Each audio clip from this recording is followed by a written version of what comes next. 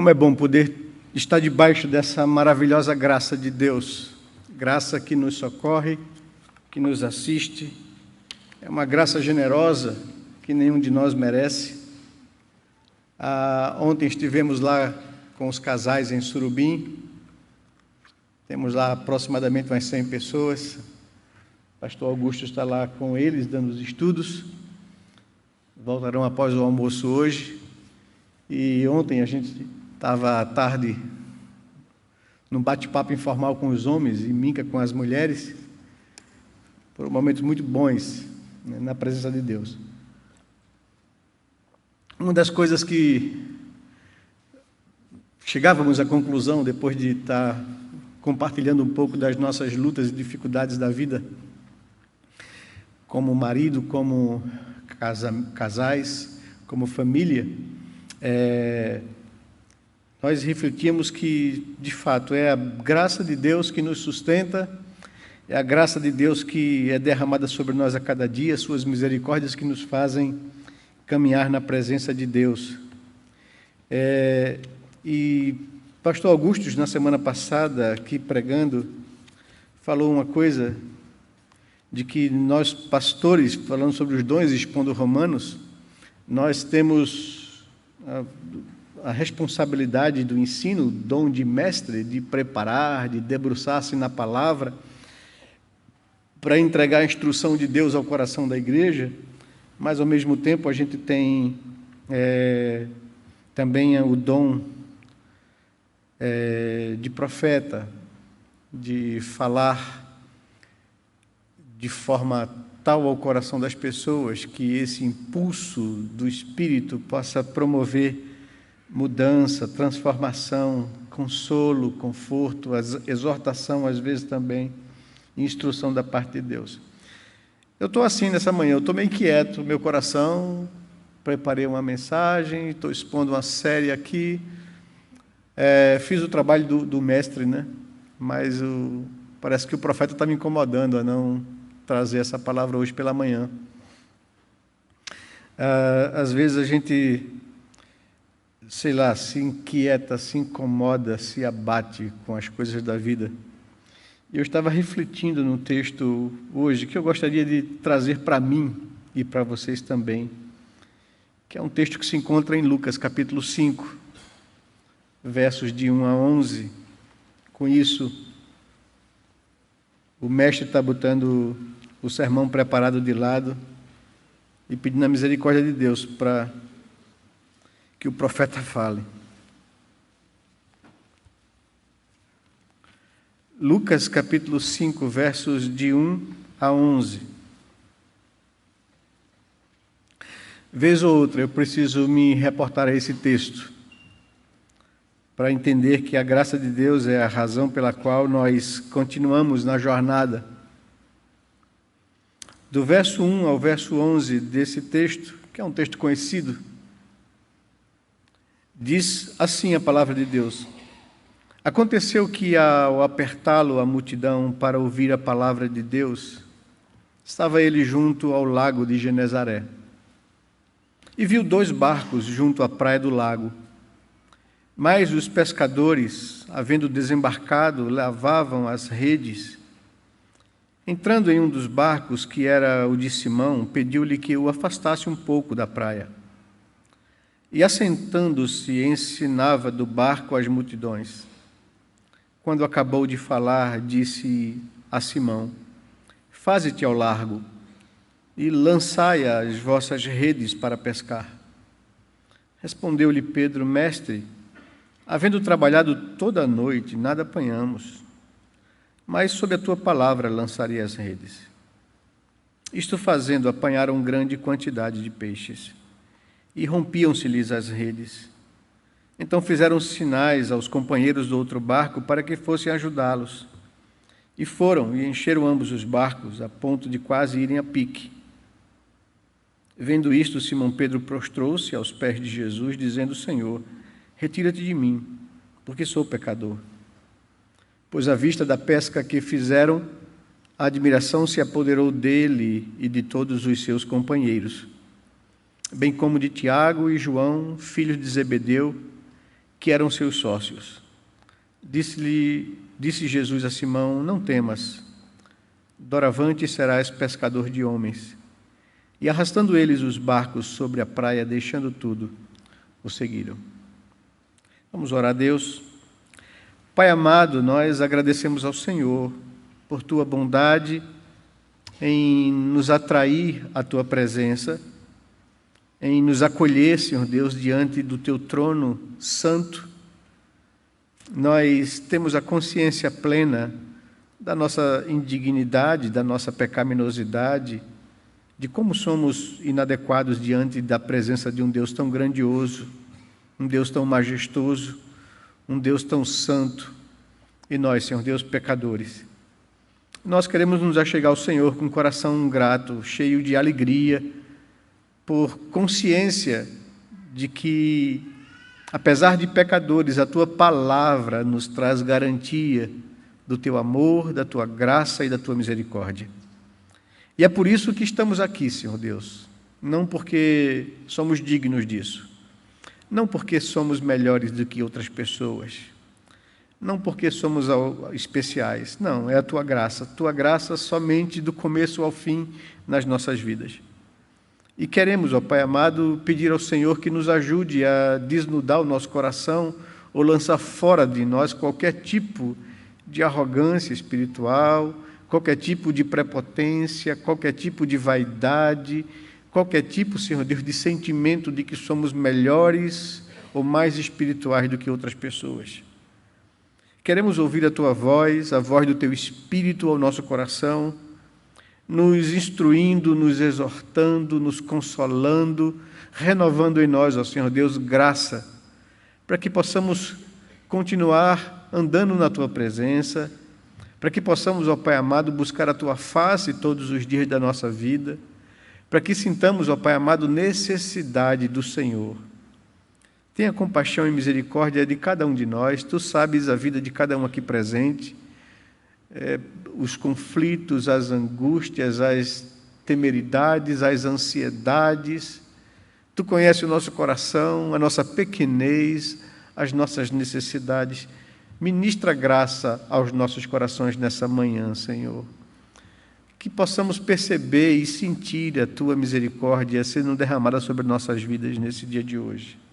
Fortalece o Teu povo, a Tua igreja, fale ao nosso coração.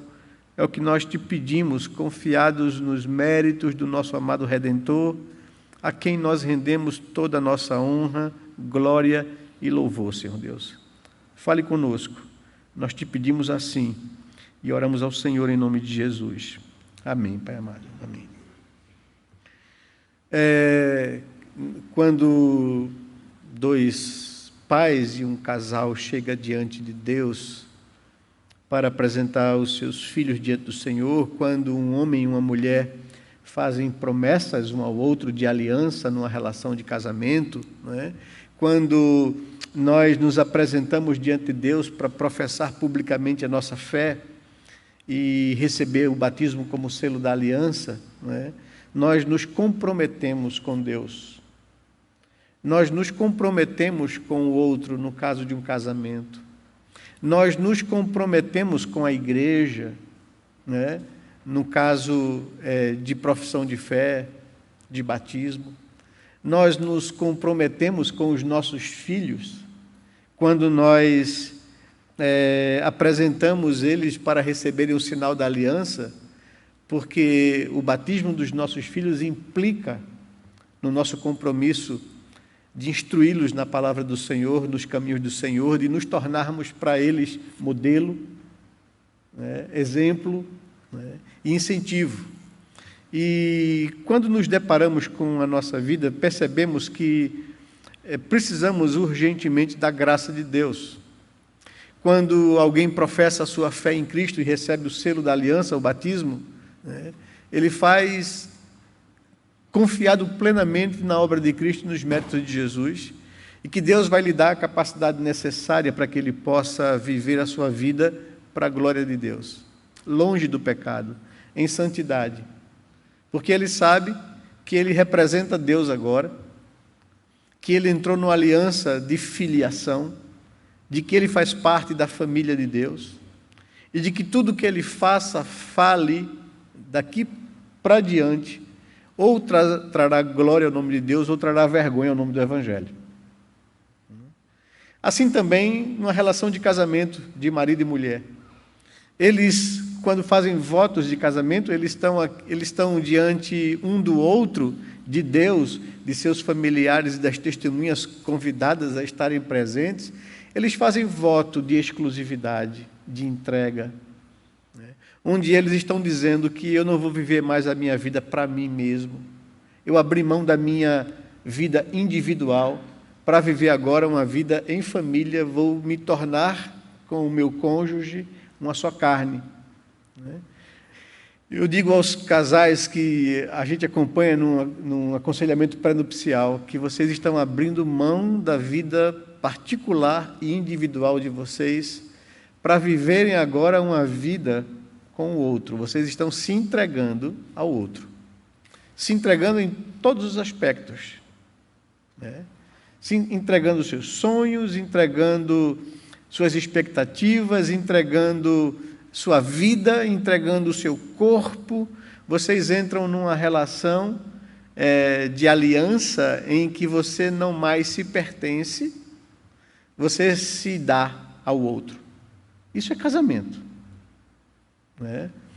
E em contrapartida que o outro está se dando a você também, você se compromete nessa aliança de não entristecer o outro, cuidar dessa entrega. Vocês entram numa relação de exclusividade. Eu agora me entrego a você e você se entrega a mim e nós seremos uma só carne. Nós não quebraremos essa exclusividade entregando o nosso corpo, os nossos sonhos, a nossa esperança a outra pessoa estranha a essa aliança.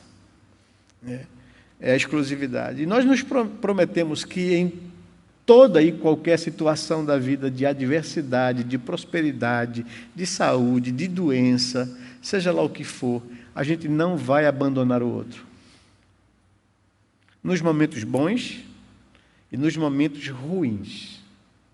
Nos momentos de alegria e nos momentos de conflito e de tensão. A gente não vai abandonar o outro, porque o outro confiou a vida dele a mim. Quando a gente batiza os nossos filhos, nós estamos declarando aos nossos filhos, a Deus e à igreja, de que nós vamos fazer tudo para instruí-los no caminho do Senhor, para educá-los no caminho do Senhor, para ser exemplo de vida para eles, para ser um estímulo para eles, para que eles possam ver em nós alguém que de fato anda com temor diante de Deus. Agora, em todas essas promessas e alianças, nós somos incapazes. Não há força, graça ou capacidade em ninguém, numa relação de aliança com Deus, numa profissão de fé, numa relação de casamento, nas promessas que faz, e numa relação de apresentação e entrega dos seus filhos para receberem o batismo como selo da aliança. Todos nós sabemos que vamos falhar em alguma medida, que vamos falhar em algum momento, que não somos capazes para isso. Certa vez eu preguei no texto de João, capítulo 2, versos de 1 a 11, de Jesus iniciando o seu ministério público numa cerimônia de casamento.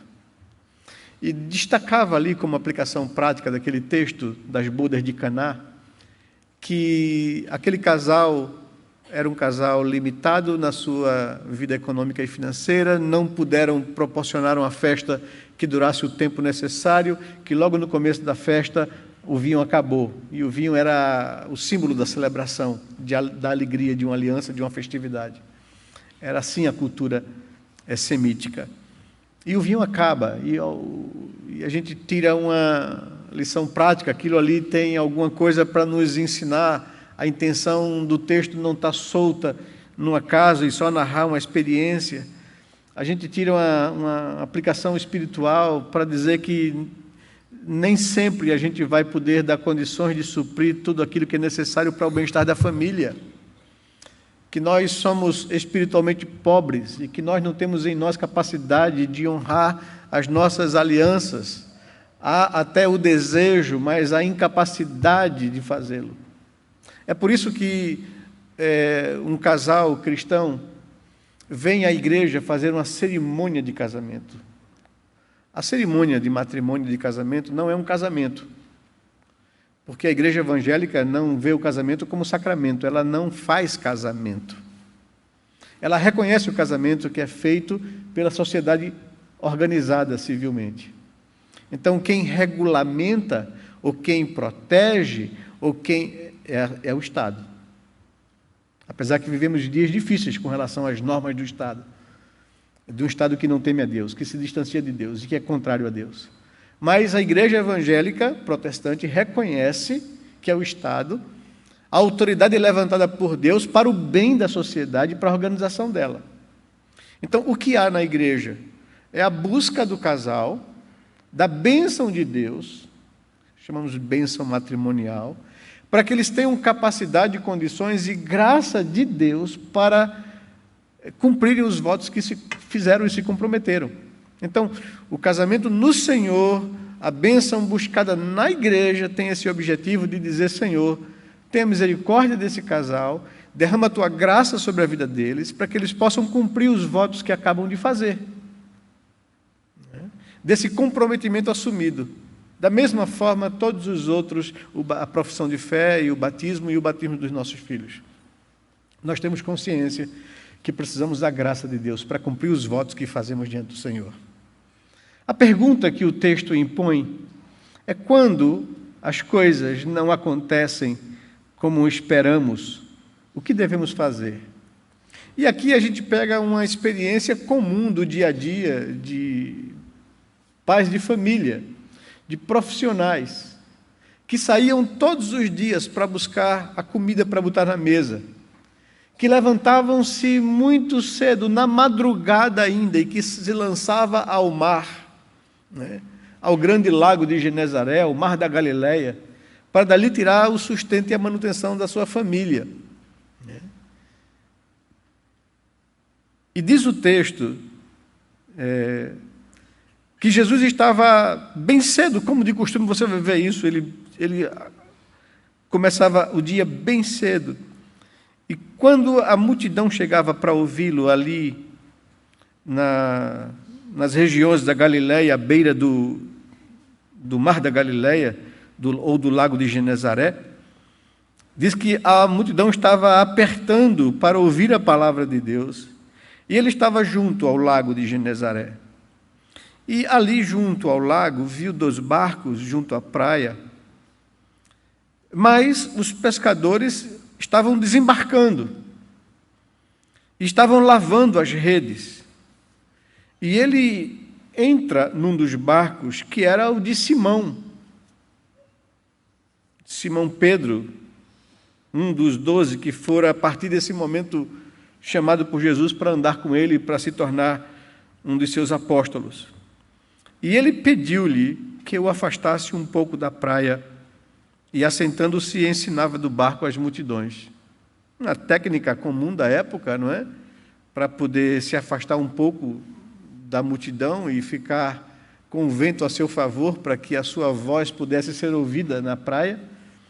Ele então vê aquela situação, os pescadores estavam voltando da pesca, do mar, estavam lavando os barcos, as redes, arrumando as coisas, e Jesus interrompe isso, de certa forma se intromete, né, na vida particular daqueles homens, entra no seu barco e ainda pede a Simão que afaste um pouco o barco da praia para ele ter condições de ensinar a multidão.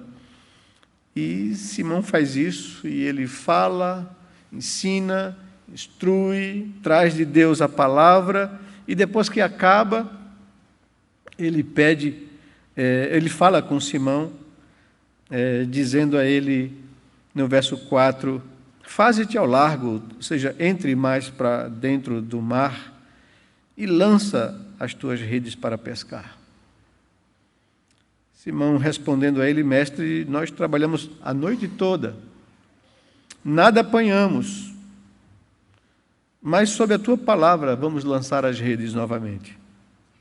E isto fazendo, diz o texto, que apanharam grande quantidade de peixes, a ponto de as redes quase que romperem-se.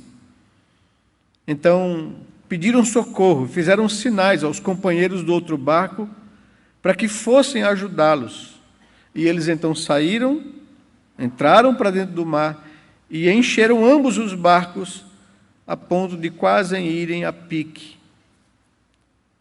Então essa é a situação que o texto nos fala. Esses dois amigos eram Tiago e João, filhos de Zebedeu, do outro barco, que eram seus sócios. E disse Jesus a Simão: não temas, daqui por diante você será pescador de homens. O texto nos chama a atenção para algumas coisas que eu gostaria de aplicar à vida da gente nesta manhã de hoje.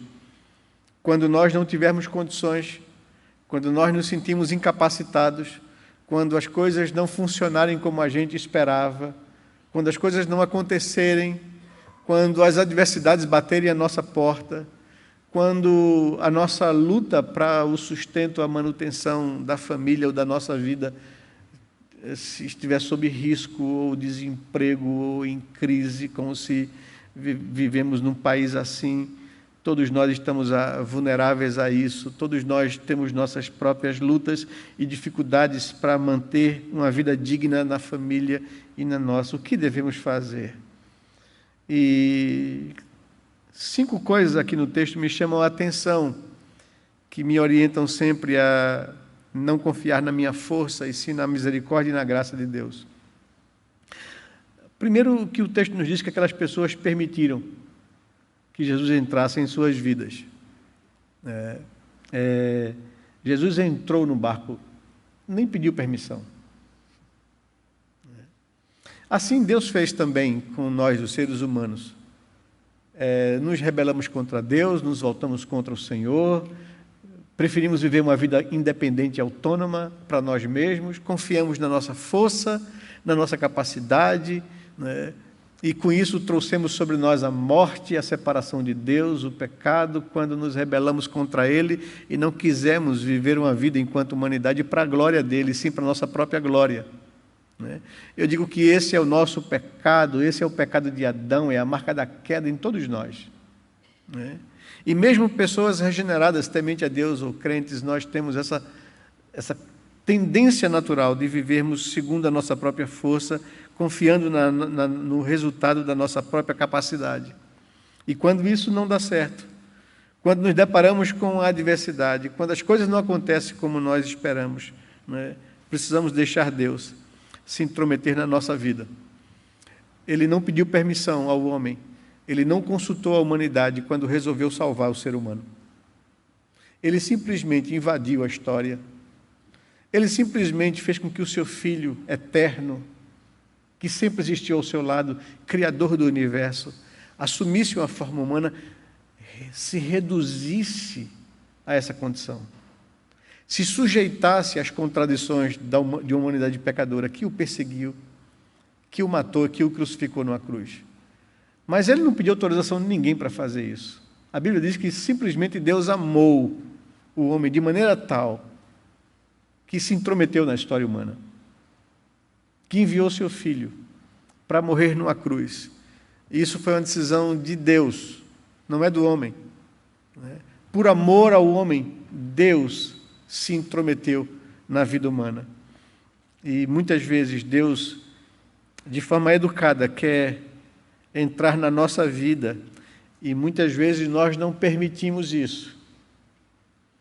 Eu fico pensando, Pedro cansado, aqueles homens desesperançosos, voltando para casa cheio de preocupações e ansiedades, não tinham o que levar para a mesa, não tinham o que levar para a manutenção da família naquele dia. Mesmo assim, e apesar disso, eles permitiram que o Senhor Jesus entrasse em suas vidas, entrasse em seus negócios, entrasse no seu barco. Eles serviram ao Senhor na adversidade, no momento mais frustrante da sua vida, né? No momento de maior desapontamento, né? Muitas vezes, quando as coisas não vão certo, não dão certo na nossa vida, a gente tem a tendência pecaminosa, caída, de responsabilizar e de colocar a culpa dos nossos fracassos em Deus. Aqueles homens, mesmo fracassados, mesmo desapontados com a vida, mesmo desesperançosos, mesmo ansiosos pelo comer e beber, né? Permitiram que o Senhor entrasse na vida deles e serviram a Jesus com aquilo que tinham, um barco. E Jesus entrou no barco e pediu a Pedro que afastasse o barco. E ele afastou o barco. E o Senhor instruiu e ele esperou que o Senhor terminasse o que tinha que fazer. Permitir Deus entrar na nossa vida. Eu fico pensando que se aquele casal que estava começando a sua vida conjugal lá em Caná da Galileia não tivesse convidado Jesus para estar presente no casamento deles, que desastre seria. Mas graças a Deus que eles convidaram. Convite de casamento, lista de convidados, é o maior trauma de um casal, não é? A gente não tem condições de manter uma festa para todo mundo, não temos como pagar 105, 120 reais por cabeça no buffet, e aí a gente tem que fazer conta. Quem é que a gente vai convidar? Misericórdia, vamos deixar alguém de fora. Vão ficar desapontados com a gente, né? Então, é uma crise para qualquer casal, e eu acompanho isso nos noivos, quando a gente está fazendo lá o acompanhamento pré-nupcial, acompanho isso com os meus filhos, a gente se preocupa, se a gente não convidar todo mundo da igreja, vão ficar chateados com a gente, né? Então, assim, é um conflito, né? Graças a Deus que aquele jovem casal não esqueceu de convidar Jesus. E com Jesus veio uma reca de 12 pessoas, né? Porque a Bíblia diz que foi Jesus e os seus discípulos para o casamento em Caná, né? E a gente precisa aprender a escolher a pessoa certa. E um que não pode faltar na lista do nosso casamento é o Senhor. Permita que o Senhor entre na sua vida, permita que o Senhor tome o comando da sua vida, permita que o Senhor, na sua graça e misericórdia, entre na vida de vocês, vocês possam servir a Deus com aquilo que vocês têm.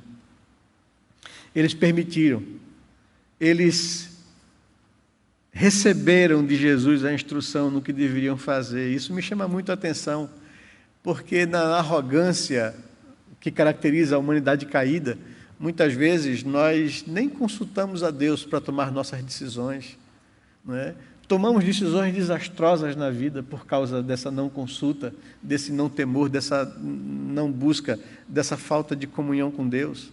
Nos precipitamos na nossa vida muitas vezes, vivemos como se Deus não existisse, ou como se Ele tivesse a obrigação de abençoar as nossas decisões, quando a Bíblia me diz que eu deveria ouvir a instrução do Senhor no salmo que a gente leu. Ao homem que teme ao Senhor, Ele o instruirá no caminho que deve escolher na vida, nas decisões que tem que tomar na vida. Mas isso é ao homem que teme ao Senhor, e temer ao Senhor é levar Deus em consideração, buscar Deus na minha vida, pedir a Ele, né, que me oriente, que me dê graça, que me dirija, que me clareie, que me instrua na sua palavra, para que as decisões que eu tomar possam vir trazer como resultado bem para a minha vida e daqueles que são meus, ou daqueles que dependem de mim. Eles receberam a instrução do Senhor, e a instrução do Senhor era alguma coisa que ia de encontro à capacidade profissional e habilidade que eles tinham. Jesus não era pescador, Jesus era um carpinteiro, né? Quem entendia de pesca era Pedro, ele aprendeu com o pai. Eles eram sócios de uma empresa que receberam por herança, cresceram no barco, conheciam o mar da Galileia, o lago de Genezaré, com a palma das mãos, né? Senhor, não tem peixe, a gente não encontrou os cardumes, passamos a madrugada toda, a noite toda pescando, não tem jeito. Essas coisas podiam povoar a mente de Pedro, mas quem é esse carpinteiro que ele não conhecia ainda? Quem é esse que anda pregoando por aí, como outros faziam também, que chega aqui, entra no meu barco, ainda pede para eu afastar um pouco o barco da praia, passa aí 20 minutos, 40 minutos instruindo as pessoas, e depois ainda vira para mim e manda que eu vá lá para o alto mar para lançar a rede novamente. Eu passei a madrugada todinha. Certamente essas questões vieram na mente de Pedro quando o Senhor o instrui. Mas ele até arrasou a isso com o Senhor, respondendo Simão Pedro, no verso 5, mestre, havendo trabalhado toda a noite, nada apanhamos. Ou seja, a gente tentou de tudo, não tem jeito. Mas, sob tua palavra, lançaremos as redes.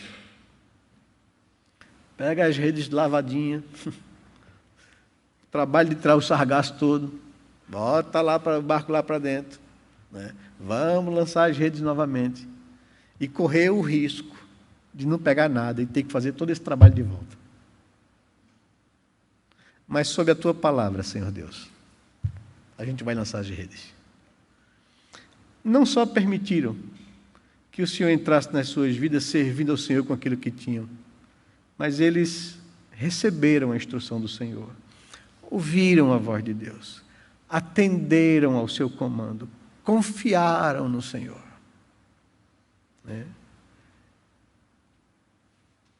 E como decorrência disso, como consequência, eles viram os resultados de confiar na orientação da palavra de Deus. O texto nos diz que, em fazendo isso, apanharam grande quantidade de peixes, a ponto de as redes quase se romperem. Então, gritaram por socorro, fizeram sinais aos companheiros do outro barco, para que viessem ajudá-los. E eles foram. E encheram ambos os barcos a ponto de quase afundarem. É isso que o texto está dizendo. E viram o resultado de se permitir Deus entrar nas suas vidas, fazer parte da sua vida, de instruir, de receber a instrução da parte de Deus, de confiar nessa instrução, de estar com o seu coração atento, de entender o cumprimento da garantia e da promessa do Salmo 25, verso 12. Ao homem que teme ao Senhor, o Senhor o instruirá no caminho que deve escolher, e essa instrução sempre será boa, os resultados sempre serão positivos, sempre serão bons para a nossa vida. E eles experimentaram isso, viram os resultados de confiar em Deus, e não na sua força, e não na sua capacidade, e não nas suas experiências, e não nas suas habilidades. Confiar em Deus, e sempre buscar dele a instrução, e obedecer a palavra de Deus. Os resultados sempre virão, e sempre serão bons, e sempre trarão alegria, e sempre trarão aquilo que é necessário para a gente viver de forma digna. E ao perceber isso, eles reconheceram a grandeza da glória de Deus. Diz o texto, no verso 8, que vendo isto, Simão Pedro prostrou-se aos pés de Jesus. Reconheceu o seu poder, reconheceu a sua grandeza. E Deus faz isso exatamente para que a gente reconheça que é Ele e não nós, que realiza com graça e misericórdia. Ele é quem nos salva, Ele é o autor da salvação, Ele, pela sua graça e misericórdia, nos acolhe na sua presença, nos perdoa os pecados. Não há em nós capacidade própria e pessoal para isso.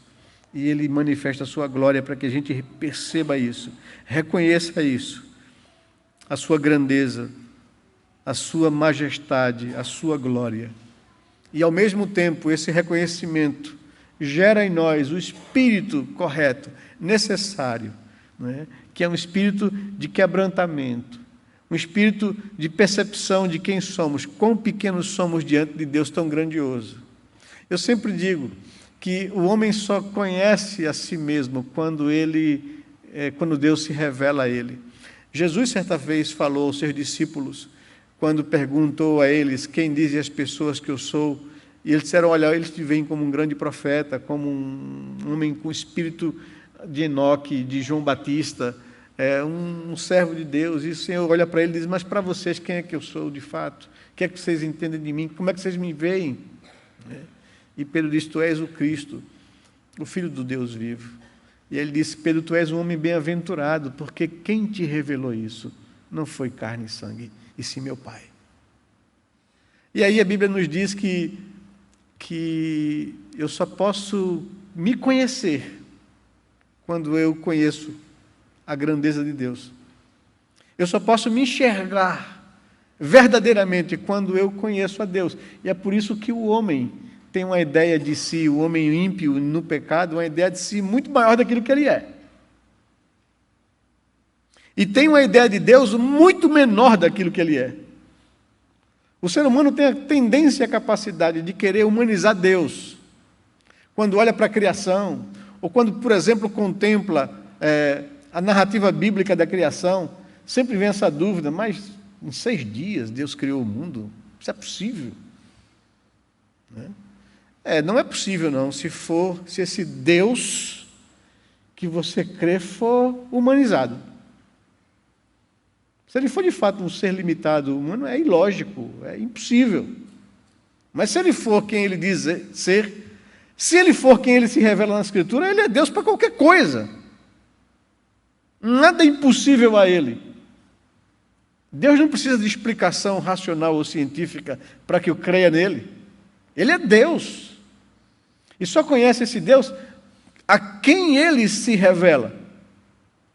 Bem-aventurado és, Pedro, porque esse conhecimento que veio do teu coração, que você acabou de declarar, não vem de homens, não foi carne e sangue quem te revelou isso, mas o Pai que está nos céus. E aí ele diz, por que agora você sabe quem é Deus? Quem eu sou? Eu te digo quem tu és. Eu só conheço, de fato, a mim, quando eu contemplo a Deus. Ao reconhecerem a grandeza e a glória de Deus, perceberam quão indignos eram de sua santa presença. E aí ele disse, Senhor, retira-te de mim, porque sou pecador, sou indigno de estar na presença de Deus tão glorioso. Era essa consciência que todo homem precisa chegar. Era essa consciência que Pedro precisava chegar.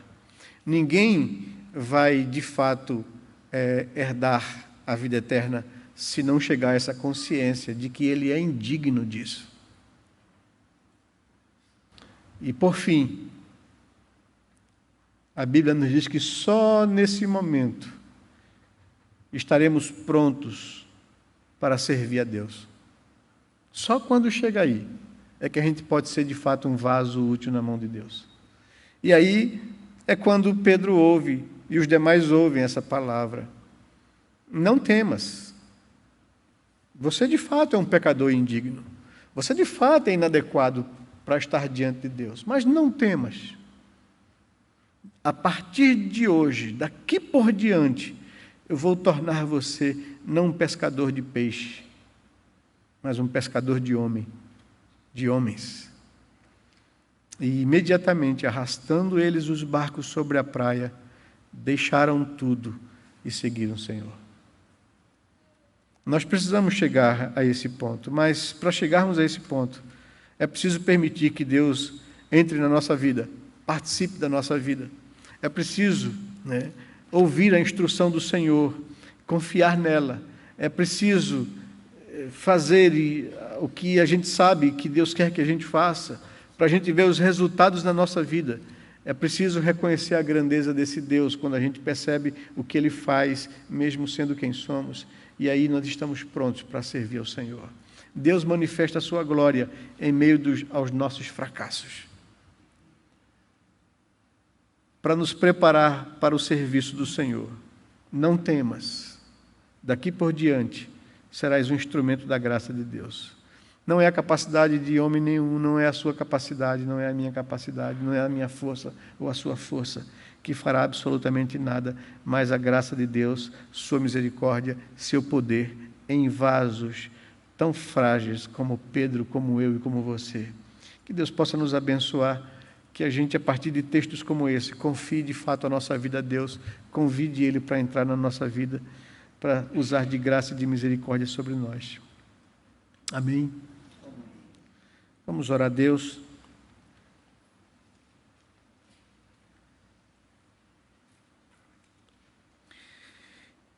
Pai amado, Deus de amor e misericórdia, nós agradecemos ao Senhor por Tua palavra, que nos instrui, que nos traz conforto, consolo, força, graça, para a gente aprender definitivamente que a nossa esperança, a nossa confiança, a nossa alegria, o nosso sucesso está no Senhor. Tenha misericórdia e compaixão das nossas vidas, Senhor Deus. Usa os nossos fracassos pessoais, familiares, profissionais, relacionais, para manifestar Teu poder, Tua misericórdia nas nossas vidas. Faz com que tenhamos a percepção de permitir que o Senhor entre na nossa vida, faça parte da nossa vida, dos nossos negócios, das nossas relações, da nossa família, de tudo, Senhor Deus, que a gente vive. Que possamos ouvir a Tua instrução e a Tua voz, que aprendamos a confiar no Senhor e aplicar aquilo que o Senhor nos diz que é melhor para as nossas vidas, para que possamos experimentar os resultados disso, que sempre serão benéficos para nós, que possamos ver e reconhecer a Tua glória e grandeza nessas ações de misericórdia, que possamos reconhecer quão pequenos somos, ó Pai amado, mas que o Teu poder se aperfeiçoa nas nossas fraquezas. Nos ensine isso, nos faça que o nosso coração descanse nessas verdades, dependa exclusivamente da Tua graça, Senhor Deus. Nós Te pedimos assim e oramos ao Senhor. Perdoa as vezes que a gente tem vivido contrário a isso. Perdoa a nossa arrogância, perdoa a vaidade, a prepotência, nos quebrante diante da Tua graça, Senhor Deus, para que a gente possa, humilhados, confiar no Senhor e esperar no Senhor sempre. É o que nós Te pedimos em oração, em nome de Jesus, Pai. Amém, Senhor Deus, amém. E antes de orarmos com a bênção do Senhor, eu gostaria de convidar Martinelli e Kátia a vir aqui à frente, né? Porque já passamos batido uma vez que iam recebê-los oficialmente, mas gostaria de convidá-los a virem aqui. Eles iriam ser recebidos com aquela última turma, mas não puderam vir, né? Martinelli é o nosso radialista esportivo aí, e teve um compromisso no dia, não pôde estar presente, mas é com alegria que a gente recebe vocês dois como parte desse corpo, como membros dessa igreja. Vamos ficar de pé, orar, apresentar esse casal querido à nossa igreja. Martinelli e Kátia, bem-vindos ao nosso meio, que Deus os abençoe, os use para a honra e glória do Senhor. Deus amado, Pai querido, nós queremos agradecer ao Senhor pela vida desses irmãos queridos, Martinelli e Kátia, pedir que a Tua graça seja derramada sobre suas vidas, Senhor Deus. O recebemos com alegria no coração, como membros dessa igreja, e que eles possam junto conosco, Senhor Deus, servir ao Senhor com alegria de coração, dedicando a sua vida, seus dons, seus talentos, nas Tuas mãos, para a edificação do corpo de Cristo. Que eles possam se sentir acolhidos, amados e parte dessa família que é a nossa igreja local. Que a graça do Senhor seja sobre eles, Pai amado. Nós os recebemos oficialmente com alegria, em nome de Jesus. E agora, irmãos, que a graça do nosso Senhor e Salvador Jesus Cristo, que o amor de Deus, o nosso eterno Pai, que a comunhão e as consolações do Santo Espírito sejam sobre vós e sobre todo o povo de Deus espalhado na terra, agora e sempre, Senhor.